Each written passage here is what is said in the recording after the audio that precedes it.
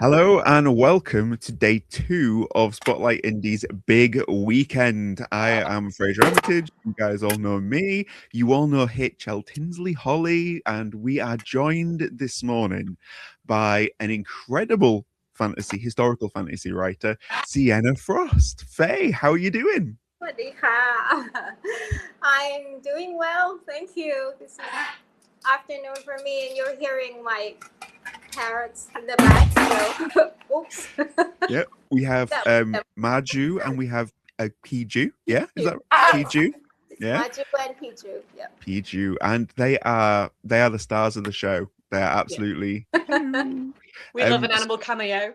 We're going to be asking them questions as well as you, Faye. It's going to be all getting their hot takes on things. How are you doing this afternoon? Well, afternoon for you, but morning here. So how are you doing? Have you had a good day so far? Yeah, I'm doing very well. Thank you. Awesome. Oh, that's lovely to hear. How about you, Holly? How's your day going so far? I mean, there's only been about an hour and a half of it so far, but I've enjoyed it. I'm on my second pot of coffee of the morning, so hopefully that's going to set me up for the day. At some point that will kick in, and that'll be great. I think it has already. Oh, good. Good. So let's talk a little bit about you, Faye, because it's so lovely to meet you face to face. You are an amazing indie author and a huge voice in the indie world. So tell us a little bit for anybody who on Spotlight Indie is not familiar with you and your books. Tell us a bit about you. Tell us a bit about your books. Well, my real name is Kajonwan. I'm from Thailand. I do live in Bangkok as well. So that's why this is 5 p.m. for me and 10 p.m. for you guys. Obsidian is my first released fantasy book. I've been writing for almost 30 years. It's just I just decided to publish this particular one because there is a point to it more than just my intelligence. And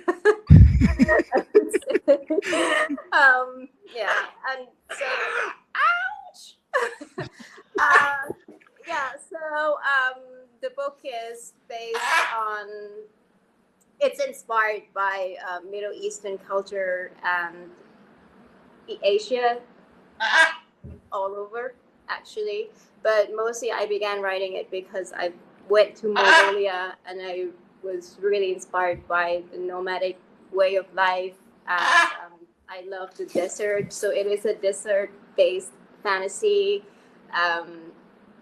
There is no magical stuff in it. It's very low fantasy, but everything is imagined, the world, the people, the countries. But now I have book 2 just released last year. Oh, actually, no, it was 2 years ago, but in December, so it's about a year and old, a little bit over a year old. So that's me. That's amazing. I was so excited about your books that I joined a particular platform just to read like the first one, and it's like your characters and the way you write and the setting, it's so good. And like if anybody picks up the paperback, you spent so long putting together like the beautiful interior illustrations and making it perfect, and your books are a real labor of love. What was that all like learning for you as an indie? Because there were so many things you had to learn to do that, right? Oh, definitely. But I had fun. I feel like I didn't really want to publish at first because, as you say, you found me on Wattpad, right? Yeah, that's right. Yeah. I remember because you're one of my earlier readers who really got me going and kept me going. So thank you so much for that support. But I finished the book actually on Wattpad, and then readers like you told me you should publish this, and a lot of them want they only just want a format where they can read, that's not on screen, on chapter by chapter. So I thought like I tried querying as well, and I had no patience to wait. I queried for like maybe 6-8 months, and I'm like, I can't wait. I'll just release. So book one was released just for the readers from Wattpad. I compiled it into ebooks, and then after that, so it was released only as an ebook format, which was a lot to learn already as an indie, because I had no idea what I'm doing. I wasn't hiring professionals because I was just doing it for my readers and just putting it out there. And then people started asking for paperbacks, and I have to work too on that. And then I felt like I'm cheating on them because all these people have already bought my ebooks. And if I'm just gonna release exactly the same thing on paper, and I feel like, and I'm charging them what, $14 something, that's how much it costs to print. I feel horrible. So I felt like, no, I want to do something more. I want to add these illustrations. I want it to be special for me, for my readers as well, because they're paying so much for the paperbacks. Yeah, and so I already have background on layout and everything, because I used to do that for magazines on Adobe, what's it called? InDesign. Yeah. So I just had to learn a little bit more. I already have the Photoshop skills, so that wasn't hard for me. But putting it in the format for Amazon, that was a pain. Yeah, I can but imagine. It's worth it. Yeah, everybody loves the result. I'm very proud of it, and at least it gives you something extra to see besides the book that you guys have already bought and read. Some people twice. If anybody out here has not got a copy of your books, guys, get the paperback. It's just stunning. It's the best. I love it. What's your writing process, Faye? Like when you're writing, do you write in isolation? Do you snatch writing time? Do you do it in sprints? How do you go about the business of putting the words on the page? Oh, the only time I have to write, because I own my own business. I have kids, I have pets. The only uninterrupted time I get is before everyone wakes up. So my writing time is strictly around 5, sometimes 4 a.m. if I'm up already, until about 8 or 9 when everyone starts waking up. I have to get ready for work.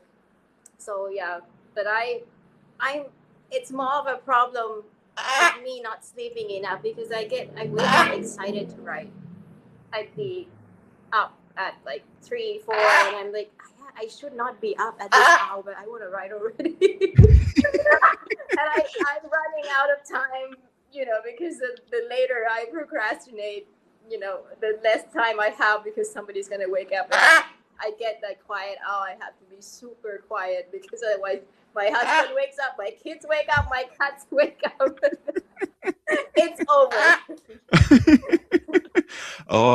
I feel like that's it. You've got to buy the time when you've got zero distractions. And I can already see with Maju and Piju that they provide ample distraction for you through the day. They're like, what Maju, Piju, what do you think to like Mama's books? Do you like them? Do you, baby? You're just looking now this is where they go quiet. Yeah, exactly. Yeah. Yeah. They're chirruping in your ear with the answers, and now it's like, oh no, yeah. I'm shy. On the spotlight. Yeah. Well, the reason I ask about your writing process and how you buy out time for it is because as part of the big weekend, we are going to be buying out time for a writing sprint. Holly, what's coming next on the big weekend for Spotlight Indie?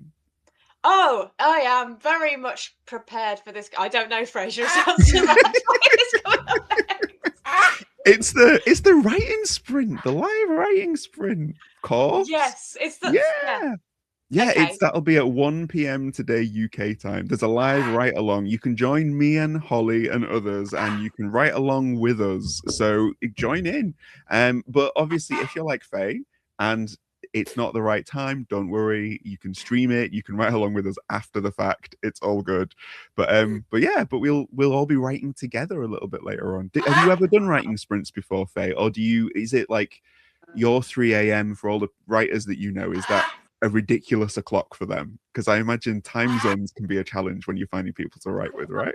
I can't do writing sprints at all. Even if I say I wake up to write every day, it's not every day that I get the words down, but I do try. And I don't like the idea of pushing myself to write at all, because some days if it doesn't come, it doesn't come. And when I've done that before, like for essays and school stuff, or sometimes I enter the Wattpad competition and I have to write something new for, with a time limitation, and I don't do well. And when I don't do well on my writing, I hate my writing and I end up hating to write. So I avoid that like a plague, really. Like, I don't do those things at all. Yeah. No, I feel like everyone's process is different, right? Everyone needs to find what their process is, and you got to try it to know if it works. But I'm so glad you found the process that works for you, Faye. That is like that's perfect. But yeah, if ever you're in the zone for having something crazy on in the background, you can tune into the writing sprint. It's all good. It's all good. After the do that one day. Yeah. We haven't found, of course, what Marju and PG's like process is. They might prefer to write with others. They could join the writing sprint. That'd be good. Yeah. After that, we've got at 4 p.m. UK time. We have got the Uncanny Valley Techno Terrors panel. Holly, tell us a little bit about what that panel is going to be like. Yes, I can do that, because I do actually remember what panels there are today. It was just at the time of this recording, the live sprint has only just been organised by Fraser. I've had no part in this, so I feel very blindsided by the fact that Fraser was like, tell us about it. I was like, it's your thing, Fraser, you tell us about it. But Uncanny Valley. So the wonderful Charlie Cavendish is going to be having a chat with some indie author guests about the use of the Uncanny Valley concept and the blurred lines between humans and machines, and how that can feed into the idea of horrors and terrors, and should we trust machines, what are they up to? So it's going to be a really interesting conversation. I think it will lean more into the sci-fi, so one for the sci-fi fans, but yeah, it's going to be an excellent conversation. What's your take on technology and futures and all that kind of thing, Faye? Are you pro? Are you against? Where do you stand? You should know the answer to that question. Because I'm very loud on anti-technology. Like, even for my picks on reading on books, I have this line where like but only pre-gunpowder. I won't even stand guns. I mean, if you go at me with steam engines and stuff, like, I'm out. Yeah. I would love. Can you imagine if that was the future? If we suddenly, like, all the robots got together and they were like, I kind of liked it when we weren't around. Let's just go back to that. You'd be in your element, Faye. You would be absolutely loving it.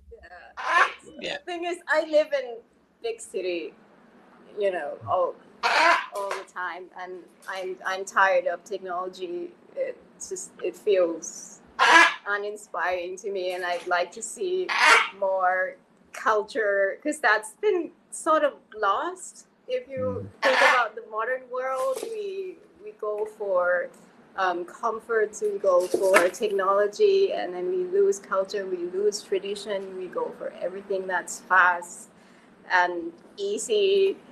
Tradition is the opposite of that.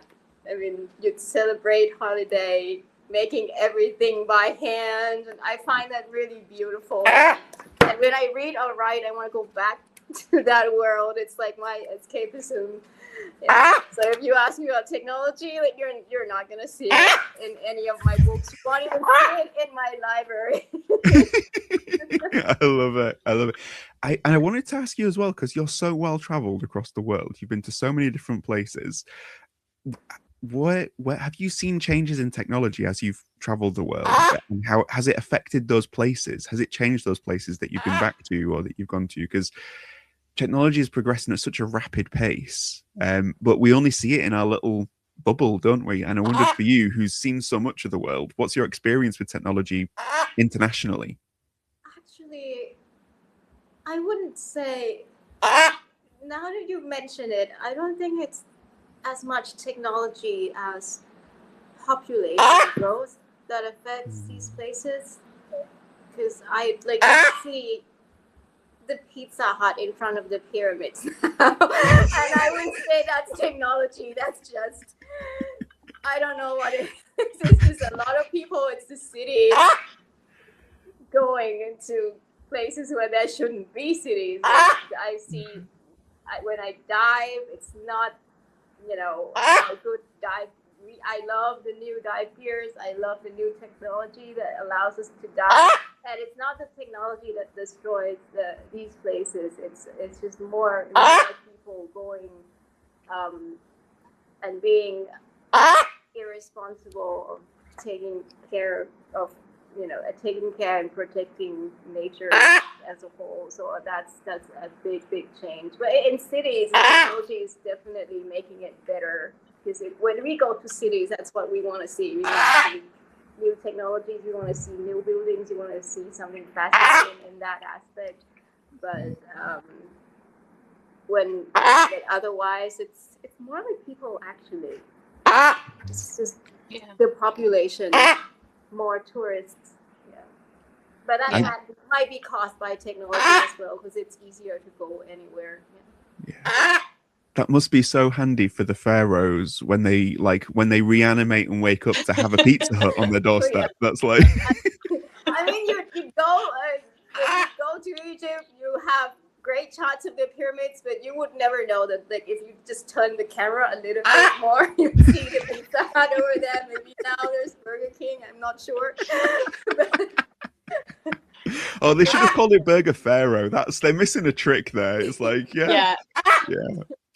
No, I'll have a pepperoni extra sand, please. That would be great. No, it's so interesting because technology is all about people in lots of different ways. It's about, like you said, about making it convenient and conveniencing us. And the more people that are there, there's almost like this natural tendency for progression in technology, but it's the people that are the catalyst for that, not the technology itself. I think that's such an interesting thing to remember. I wonder if they'll touch on that on the panel. What do you think, Holly? Is that a hot take, do you think, for the day? I don't think it's a hot take. I think I loved the whole kind of analogy of like the Pizza Hut and the pyramid. I think that's going to lean very much into kind of talking about, it is people, and it's about us getting to that point now where the line between human and humanoid is getting very thin. And we've seen it like recently in the news as well. Technology is advancing in robotics and AI and all of this, and it's just examining and exploring what that future is going to look like. What's it going to be like when you get to a point where you can't tell the difference between a human and a machine? So I think that's going to be a big part of the conversation. Yeah, I hope that I can still tell the difference. But maybe Charlie Cavendish is a robot. We don't know. We don't know. Haven't met Charlie enough times to be able to confirm that or not. But maybe that'll be the big reveal. Who knows? Yeah. Then at 7 UK time again, we're going to be going live with a panel. That's all about cover art and audience expectations. So tell us a little bit about what that panel is about, Holly. Okie dokie. So that is going to be modded by our lovely guest mod, Adrian M. Gibson, who is a friend of the channel, has been on a couple of times before.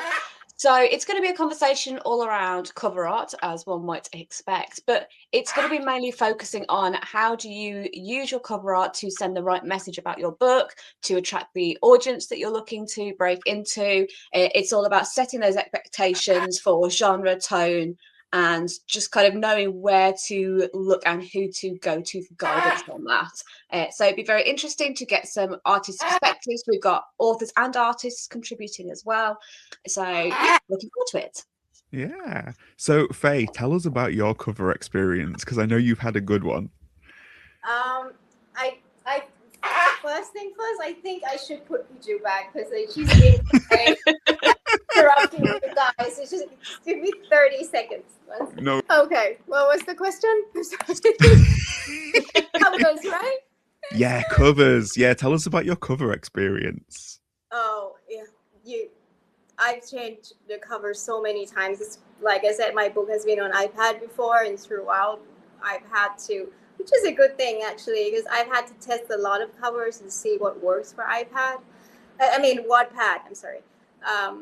Yeah, and so I must have had like 10, 15 covers for Obsidian for the first book alone, and it ended up being a sword and a cloth, a yellow cloth flying at the back, which is the first version of the first edition of the book that I published, the first book. And everyone seemed to love that cover a lot, but then I'm getting surprise messages from readers saying like, oh, I didn't expect this, because it looked Western fantasy. It has no Oriental or Middle Eastern vibe at all.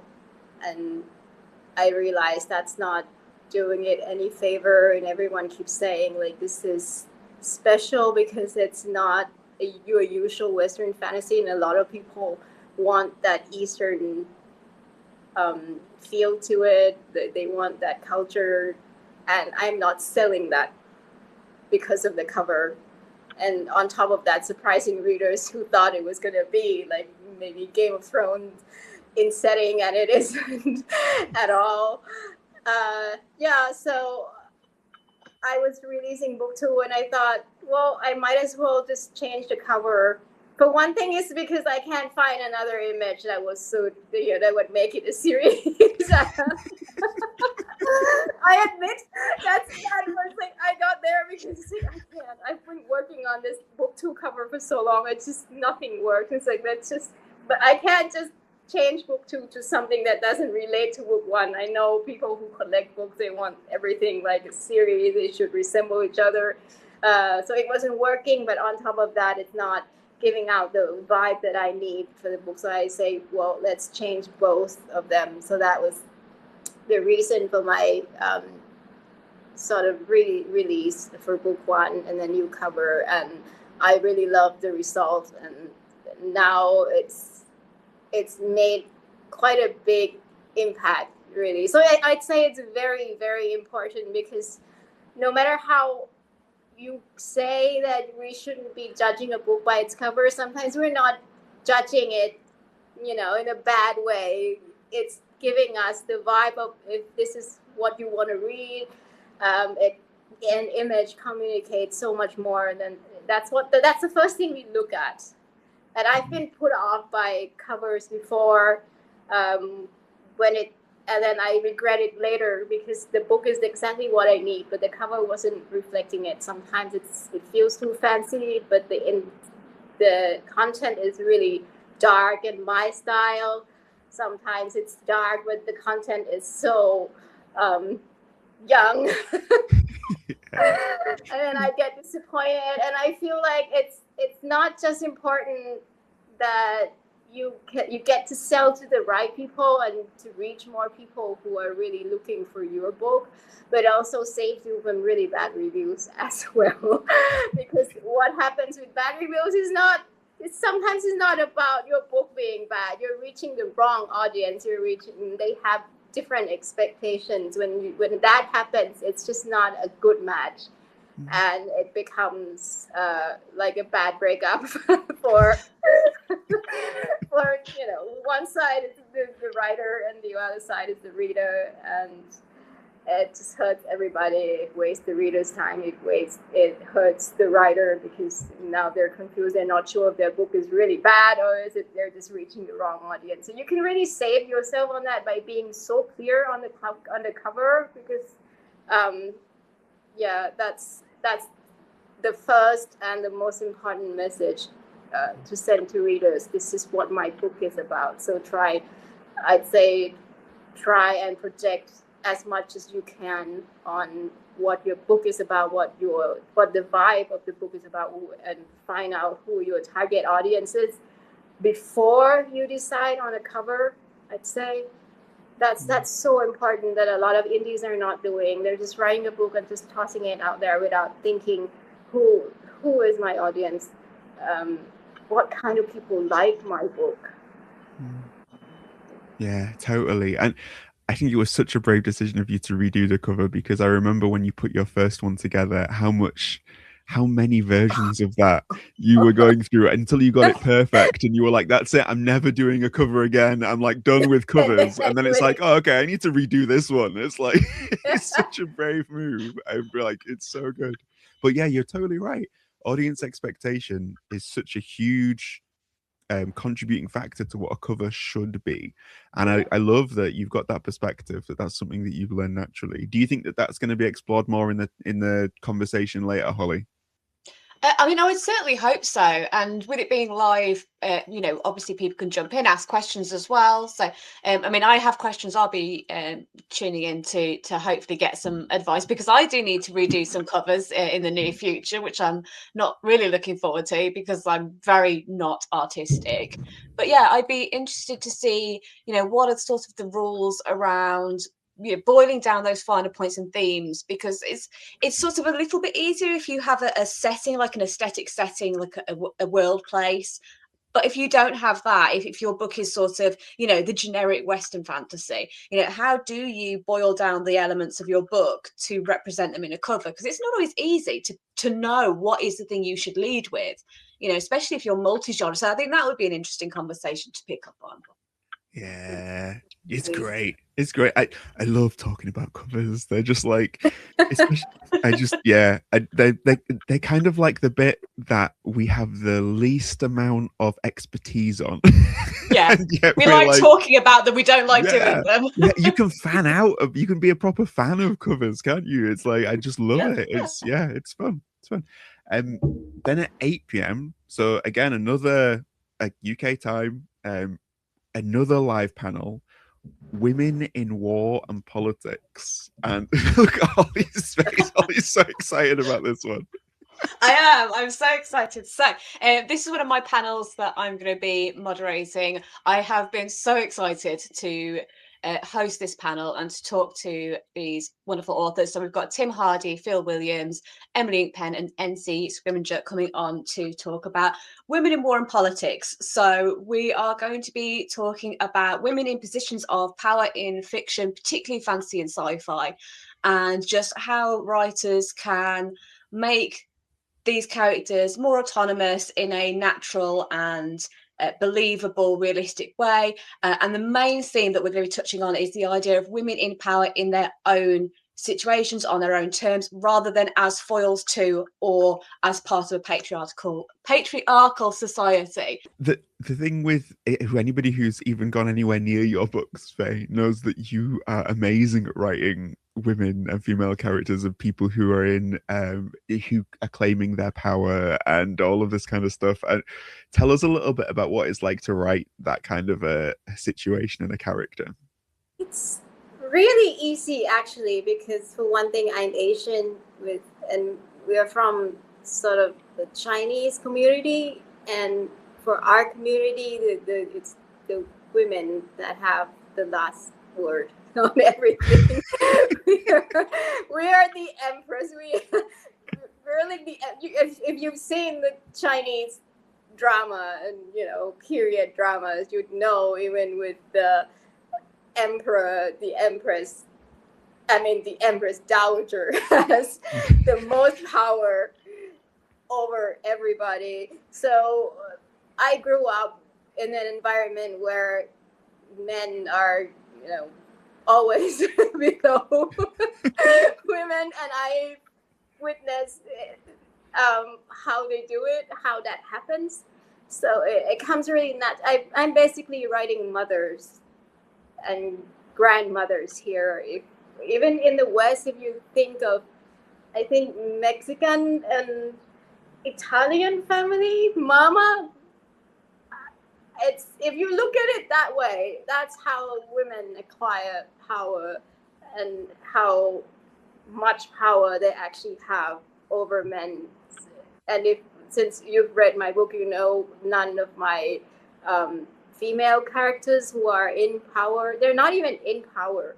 They're prisoners. They're just daughters of someone. They don't hold power. They don't know how to fight.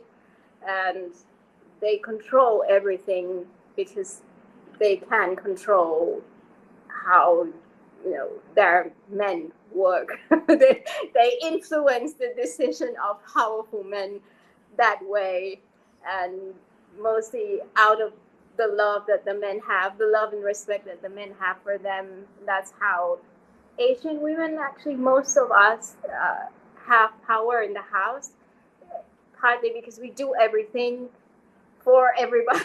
And so if you don't have me, nothing works in the house. None of you guys, every one of you guys are gonna be dead by tomorrow. So they really depend on the mother, the grandmother in the house, and that's how you can control them, and that's the basis of how the women in my book gain that power. I mean, some of them know how to fight, but that's not how they win wars. They just know how to work with men and become important and have the last word without having to wield the sword. But it comes naturally to me, because I think with Western people as well, because if you really think of your mom, if you have that powerful mom and you just look at her and see how she controls everybody, how she deals with your dad, you know how to write women in power. It's easy. Yeah, you only need to look at Spotlight Indie and the way that Holly is kind of pulling the strings of all of us around her. It's like that's the way to do it. Holly's basically just showing off with this panel later. She's like, look. But no, in your books, Faye, I feel like the men are the pieces on the chessboard and the women are the players. I feel like that's the difference. That's the distinction. It's like, and I feel like that's a really interesting way of thinking about women in fiction, and women I can't wait for this panel. It's going to be so good. Oh yeah.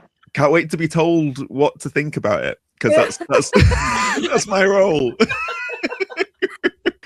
That's 8 p.m. UK time, and then after that, 9 p.m. we're getting taken over, right? We are. Yes. Yeah. By the Beardsmen.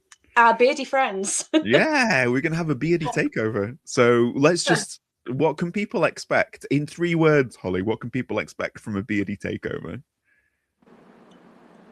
Dice, shenanigans, facial hair.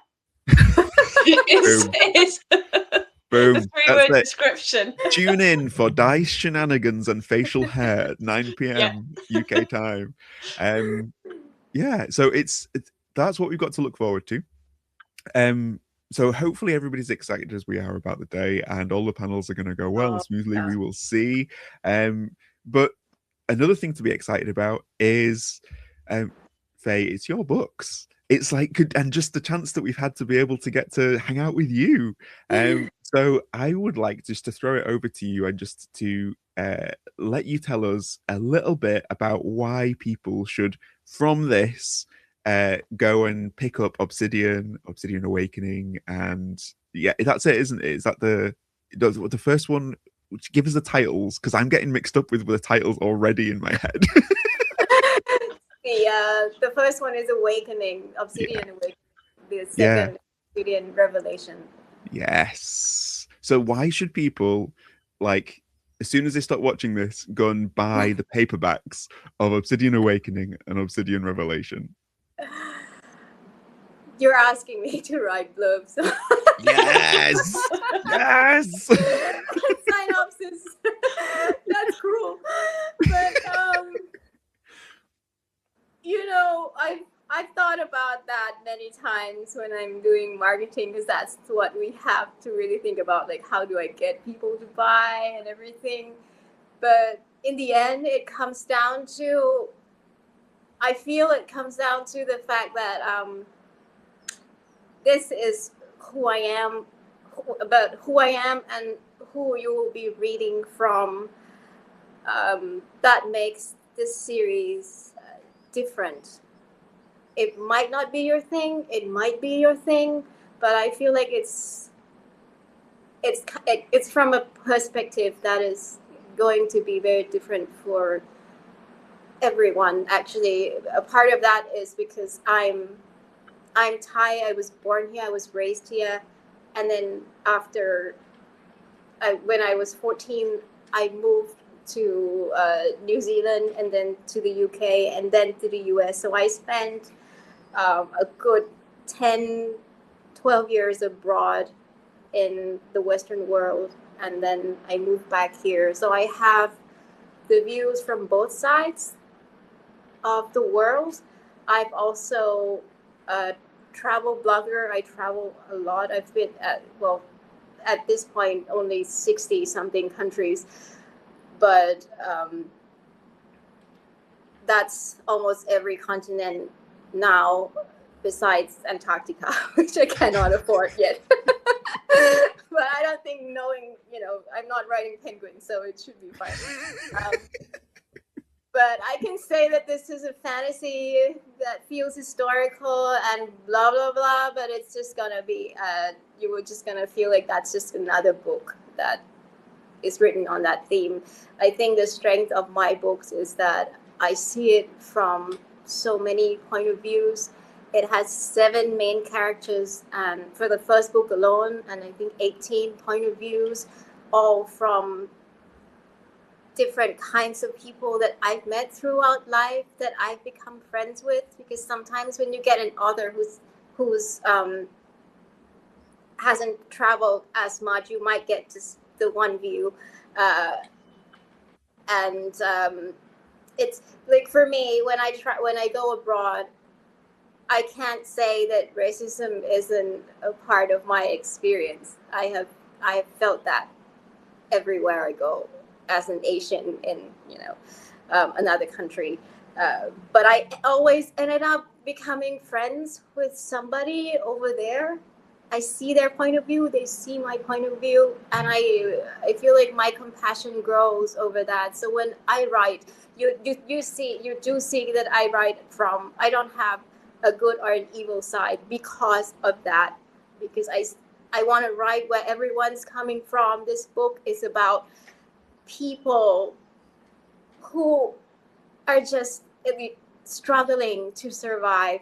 So even for the bad side, you would see me writing them like that's the protag as well. So there's really no protag or antag in my book. And also because I've been through, like, I'm old. I've been a daughter, I've been a wife, I've been a mother, and I'm not sure, pretty soon I'd be a grandmother as well. But I've had those experiences. So when I tried to put all of that in my book, I would write the perspective of a son, which would reflect how I feel when I'm the daughter. I write the perspective of a mother, of my husband as the father, how he thinks, and how that contradicts sometimes with how the children are thinking, and the conflicts that you see in relationships are in here, explained from both sides, because I've been through all those roles.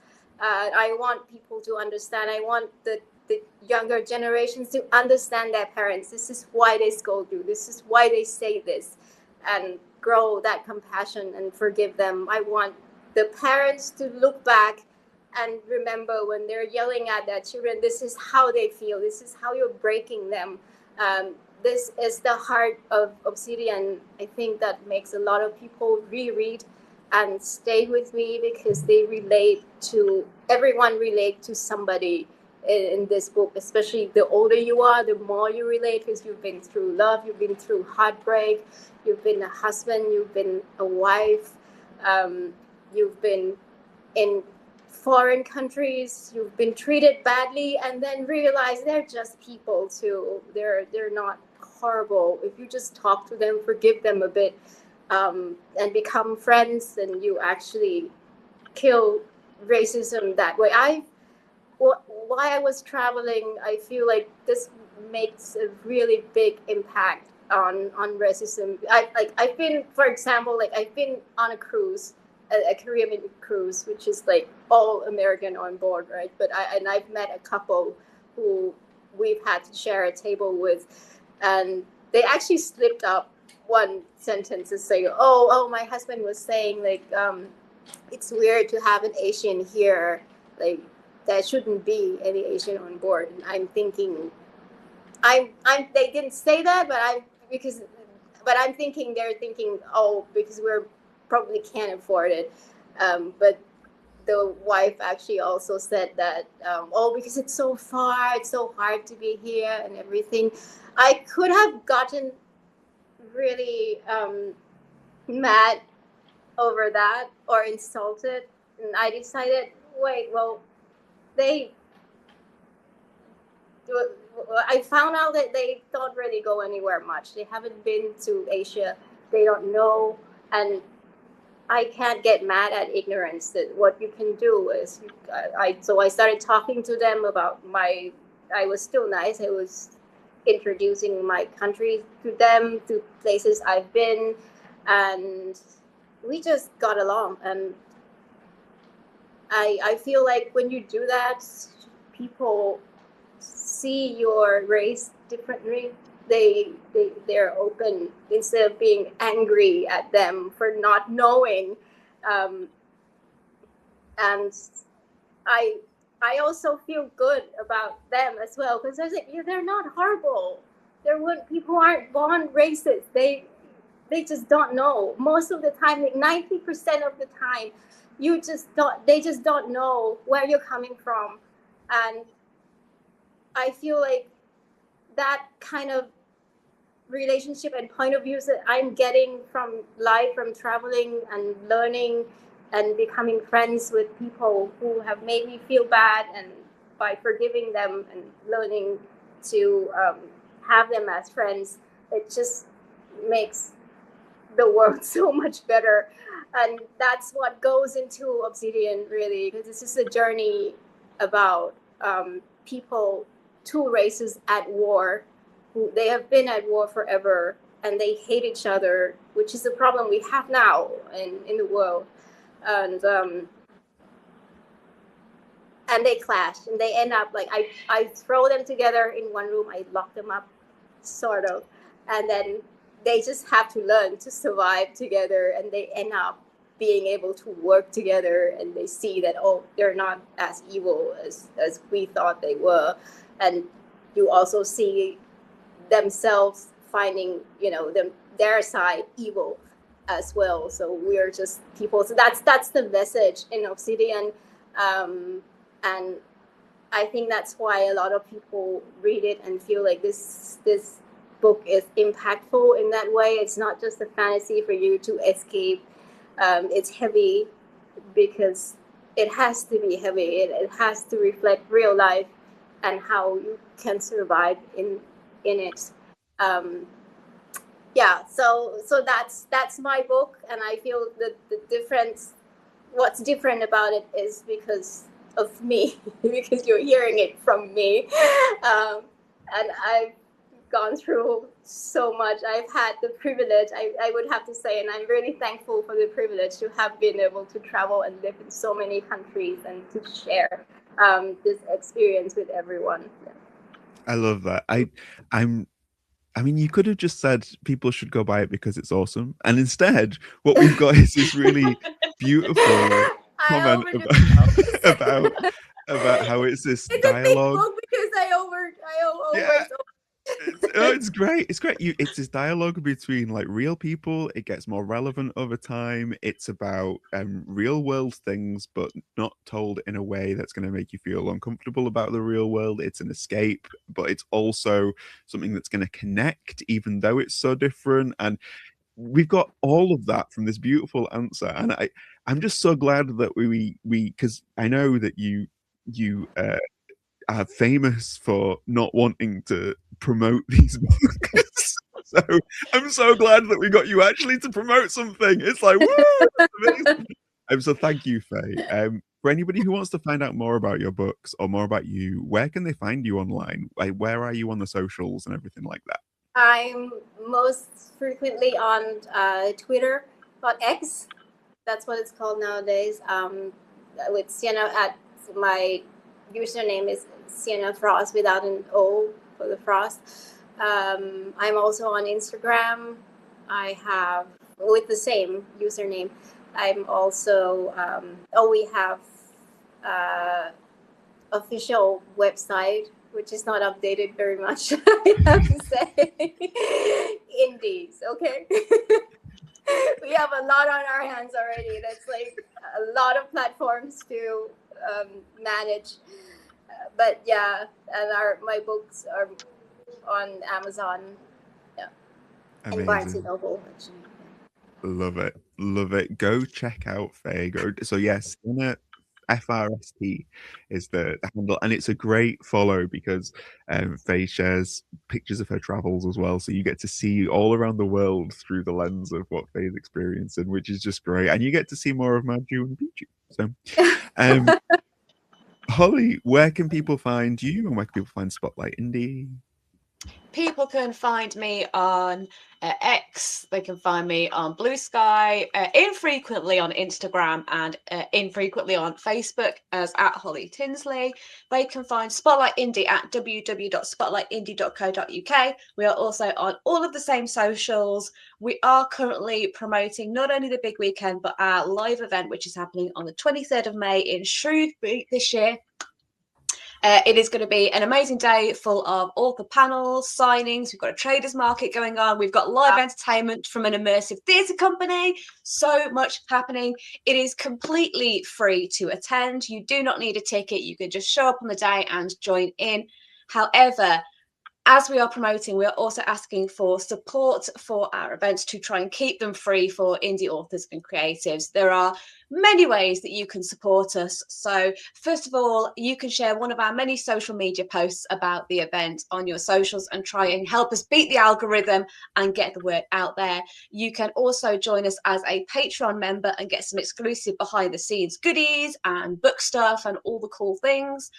And you can also get in touch with us about having either a traders table or a presence at the event as a sponsor as well, if you would like to help us out that way. The more support we get, the more events we can do, and the more accessible we can keep them for people who don't have enough money to go to writerly events or courses or things like that, because as we know, being an indie is an expensive endeavor. So we are doing everything that we can to help people who want to write get into it.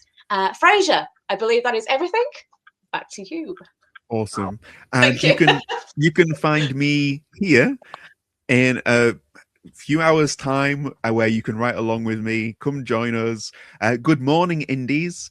And Faye, thank you so much for being here with us. It's been so lovely. Thank you so much for inviting me. You guys are doing so much for the community. Like, I'm good. Thank you so much for doing this. Good. Thank you. I mean, that you make me feel old. Like, I wouldn't have the energy. No, it's just. To do what this is for. It's the coffee. You were talking about that you were doing it like just for today, and I'm like, how? Yeah, no, that's what that is craziness. That's not you. Wow, that's crazy. It's insanity. Yeah, I was like that when I was maybe 18. No, it's yeah, but it's why we're here, right? We get to lift everybody up, and it's just, yeah, we love doing it. So thank you so much for being here, and enjoy the rest of the big weekend, everybody. Bye. Bye. Bye.